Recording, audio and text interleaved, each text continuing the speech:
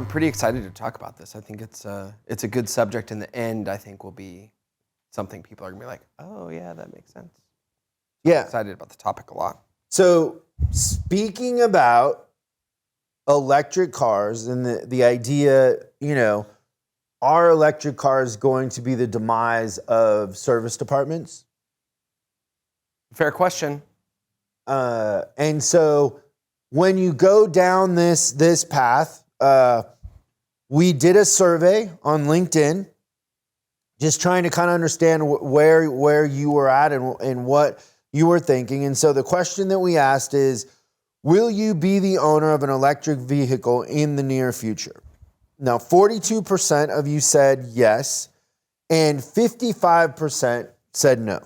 Mm-hmm. And now let's go through some of the comments and just kind of set the stage for the climate out there. So do you have I don't know, there's probably over 100 comments here, right? There are. Yeah, I've got little notes next to many of them, but So Scott Higgins, who is a service manager at a BMW dealership, said, I won't buy an electric vehicle yet because the infrastructure for charging stations is not there yet. I live 50 minutes away from the dealership and there are none between us. So that makes sense, Scott. Then another Scott Hansen.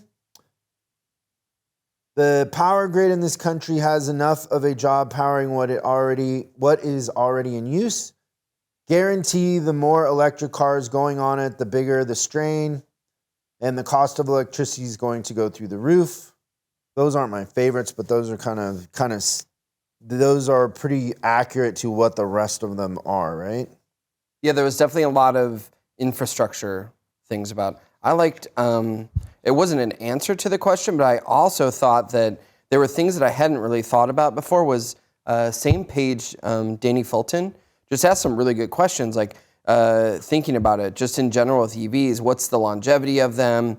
How long does a EV last? What do you do at the end of that thing? And then they started to kind of get into the batteries, hard to recycle. Are we trading cleaner air for polluted soil and groundwater? So maybe kind of going the environmentalist route. I thought some of those were good questions. I'd never even thought about that before. Like, how long does one of those things last? I mean, in 15 years, are they junk? I guess is what I was thinking. David Rogers here, who's the president of Shop 4D. Would that be like Shop 4-wheel drive? Oh, I was thinking 4-dimensional. 4-dimensional. So president of Shop 4-dimensional, and then he's a leader, an innovator, and a founder. Pretty strong title. Yeah, I like. Maybe we should work on my title. What does my title on LinkedIn say? The #1 most effective fixed ops trainer and dealer coach in the world. We should change mine to leader, innovator, founder. I like founder. So anyways, Mr. Rogers here said, people didn't ask for this technology. It's being forced upon us by politicians and not to save the planet as the propaganda pushes. So Mr. Rogers, he's a little in favor of conspiracies there. You're scared to say anything about any of these because last time we talked about people's comments, they were like, I'm never listening to the show again. So we lost 2 listeners. And right, but we pick people up. You're watching your... I don't care, by the way. I told you I'm getting old and I have no patience. Totally understand that. No, you're trying to be politically correct. I think see it in your face. No. I just think that it's interesting. I don't think that there's that electric solves all the problems of the environmental issue. I think it's just about what technology is in transportation and what it's going to become. Shane Rutt says, the way I see it, batteries don't do well in the cold. What happens when the power goes out? What is this going to do to the grid? The power will be out. James Yano says, where are people in apartments going to recharge? And then I hope that Scott Desart here is a Seahawks fan, but he says in Eastern Washington, Oregon, Idaho, Montana, the infrastructure simply isn't close to supporting electric vehicles. There's simply no way you could drive across these states without it being a large burden of stress trying to find stations. Then Carolyn Marie. says the batteries are harmful to the environment and cannot be recycled. Oh, Robert Day. That's a story. You know who Robert Day is? No. That's Vicky's old boss that owned Concord. Oh, wow. BMW. Hey, Robert. He's a pretty smart guy. But look at this. So I'm just going to read a part of what Robert wrote, but they have very few moving parts, will certainly change service department needs as they become a bigger part of the mix. On the other hand, electric cars are not more environmental. When you include all of the mining, smelting, shipping, and waste from electric cars and electric production, it is marginally worse than internal combustion. And then here we go, Bob Helwig. Yeah, it looks good. How else would you say that last name? I'm Hellwig all the way. Helwig? Yeah. Helawig? No. What about Helawig? Not doing it. I like Helawig. If the current feds pushing EVs ever get up and turn around to look, they would see the Beggs power. That's one I didn't understand. Is that a typo? I think so. They would see the Beggs power comes from what they are trying to remove. Could you interpret that for me? What is Helawig trying to say? They would see that the biggest power comes from what they're trying to remove? I don't know. Greg Hopkins, too much range anxiety. I take long trips. Rick. Hold on, let's talk about that for a second. So range anxiety. So that's when you're driving somewhere and you're worried that you're going to run out of charge. So I wonder if it's kind of the same thing on the combustible engine side. Now you drive a really economical vehicle. What is it again? A Prius. What's the other one? Can you imagine me in a Prius? No, I feel like you'd My be like head every this. time I go to get in? Yeah, but you drive a Range Rover, right? Is it a Land Rover or a Range Rover? Land Rover's the manufacturer, Range Rover's the model. Oh, okay. I always get confused.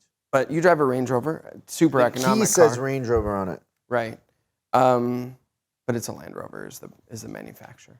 I'm sure of this. By the way, I love that thing. It's a pretty cool. I think I can't spoil that what you're gonna do, but it's gonna look really neat in 2 months. Oh no, I'm getting it wrapped tomorrow. Okay. So I'm wrapping that thing like a. Well, I saw Tyson Fury's Range Rover on the internet, and he had camo.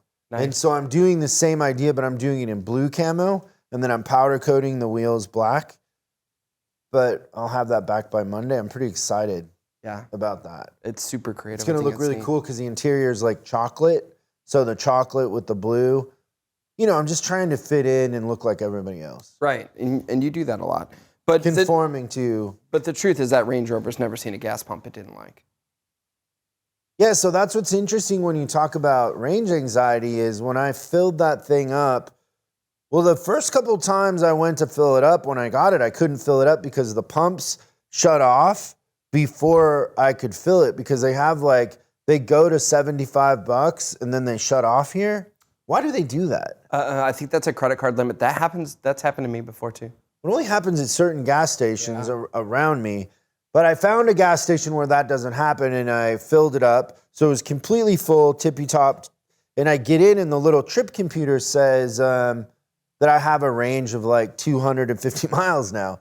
Now, my chick's Tesla fully charged has a range of 389. It's almost 400. Yeah. So range anxiety to me is interesting in the sense that the electric cars are just, in my circle, the electric car goes further than the gas one, but then you could make the case, but there's a gas station everywhere, right? Yeah, I think you could make that case for sure. But I think that there's a term that you got that anxiety about charging anxiety or whatever they just said it was.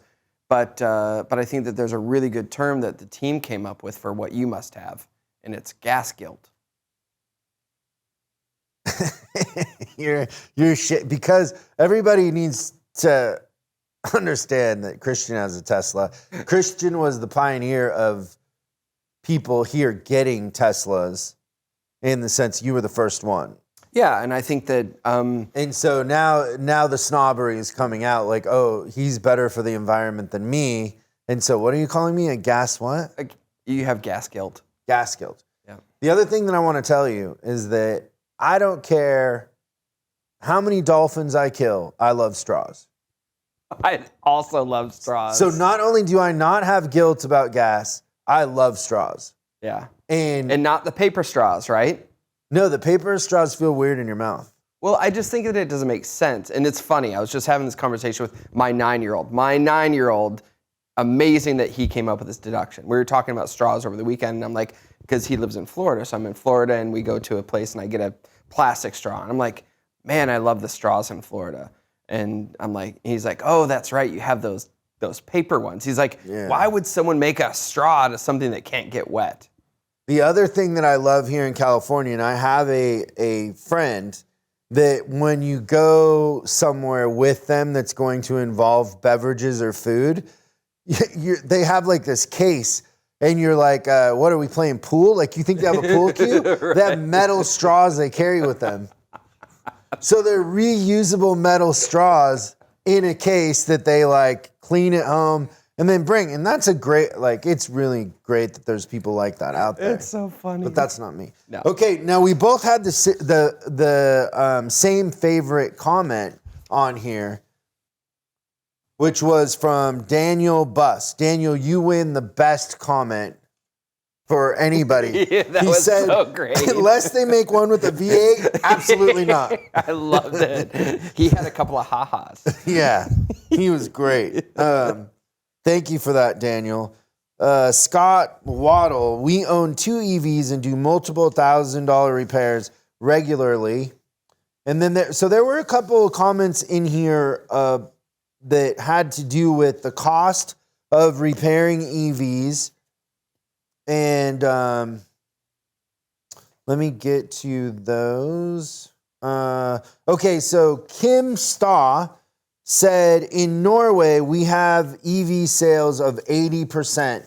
So I believe Norway is the #1 Tesla sales, or how would you say know it? that. So they have charging stations like they have parking meters. Like, they're everywhere there. Wow. And okay, so I didn't know sales that. of 80% the last 5 years. But as a OEM, you must manage both worlds at the same time. Be good at warranty repairs and be good to get hold of the old car park that is still a moneymaker. What does that mean? That I'm not sure. That might just When be... EVs get out of warranty, it's also a new world to look into, as new parts are expensive as hell. Used parts can get better income than ever thought. So that's the part, Kim, that I thought was really interesting, and it made me wonder, should we go into the junkyard business? Should we open a couple junkyards with just specializing in EVs? It sounds like it could be a really lucrative idea. Because if you think about how fast technology changes, like if you think about old iPhones, they no longer service them, right? Right. And they're always trying to get you to do the new model. There is going to probably be a pretty big market for used parts, and that it's especially because a lot of these new companies coming out with electric cars that don't have a history or an infrastructure like Ford or GM in their parts supplies, they're not going to warehouse 20 years worth of, parts for the different models that they're going to make. So it is an interesting idea in the sense that it's going to be different. Thanks so much for watching this clip of Service Driving Revolution. We're uploading new stuff every day, so make sure you subscribe and click the bell icon so you don't miss out. If you have a question you'd like us to answer on the show, call 8333-ASK-SDR and we'll answer your question on the show. That's 8333-ASK-SDR. For special deals on our books and training, head over to offers.chriscollinsinc.com. Now that's offers.chriscollinsinc.com. I'm Chris Collins, and I'll see you in the next video.